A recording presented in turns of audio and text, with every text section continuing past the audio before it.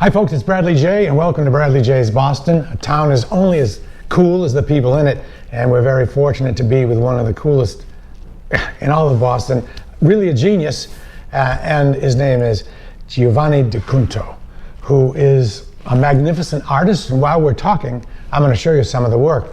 But first, let me ask you, if you were to describe your work to somebody who couldn't see it, how would you describe it? I think it's an amalgamation of different. I tried to get the experience of how America started and how civilization begins, and I tried to put together those elements from the movements that have happened in the last century and a half together, or three centuries really, and put them together into a dialogue. And about the physical pieces themselves, how would you describe those? Because they are not like others. You don't. Yeah, no, my paintings attack you. They attack you, and they sort of come to you. You don't go to them. They're very 3D, and you don't use brushes ever. You just use a tool. I don't use tools. I eliminated tools because I felt like when I was trying to articulate something from the Baroque or something from the Impressionist, like the tools would get in the way, and you would be able to identify them too immediately, so that erasing the tools made it more possible for me to be able to take the essence of the language and integrate it into a style. And did it happen one night? You were using tools, and you just threw them away and said, "I'm just gonna use the tool." So I had just it was several. I had just got a commission from MIT, the Historical Museum, and I was doing the painting, and I started doing my other painting right after it, and I that was a name drop, but I didn't mean to do that.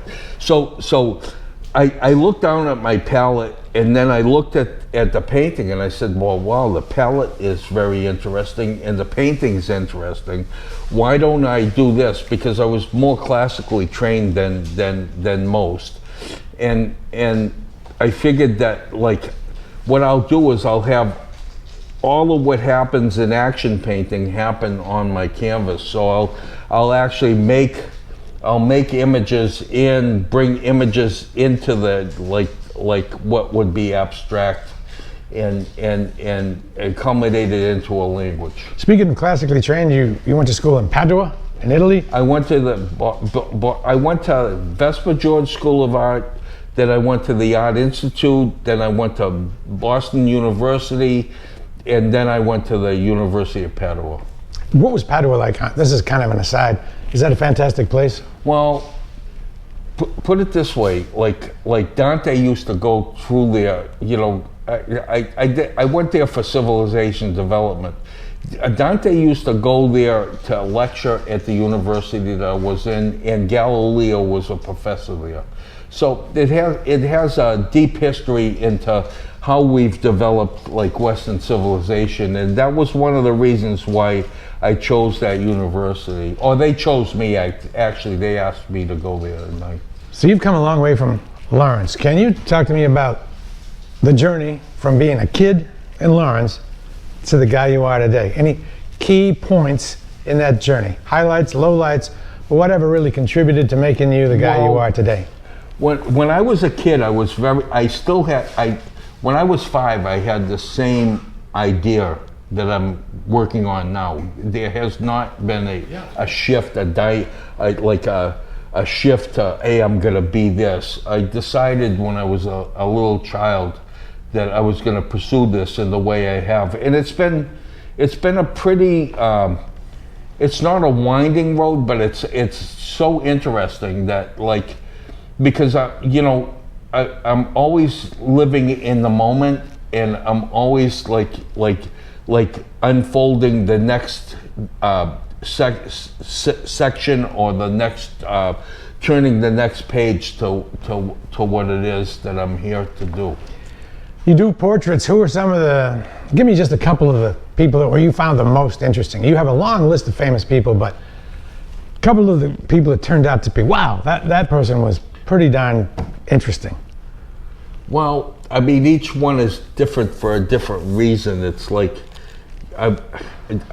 George Bush was a very nice person, and Barbara Bush was very instrumental in bringing me bring me to the world. Like, we went on a world tour just painting them. They opened the door to that. And wow. Like Tom Cruise, I think Tom Cruise is one of the coolest characters ever, because he was the most like, he was the most like outgoing and the most like honest with his emotions, I think, than anybody I've painted. I mean, Doc Rivers was a really, really nice person. Shaquille O'Neal he's a very loving person. I mean, all of my clients just seem to be like really great. Wow. You know. So can people see these? Can they come here, or yeah? How do people see the work? I mean, these are the front of this is a gallery, and the back is my workshop. And I designed this to be like an atelier. You know, when the academies broke down in France right after the French Revolution, they had ateliers that were designed exactly like this. And so what I did was I thought I'd bring it back and have an atelier. So I have windows. These windows like are right to the street, and maybe I should have them so that they're like on the 50th floor, looking out over the city. But like I'm looking over the city and participating in daily life at the same time I'm doing my paintings. Giovanni DeCunto, thank you so much for having me in this fantastic space. It's beautiful. Thank you very much. Yeah, thanks. Take care.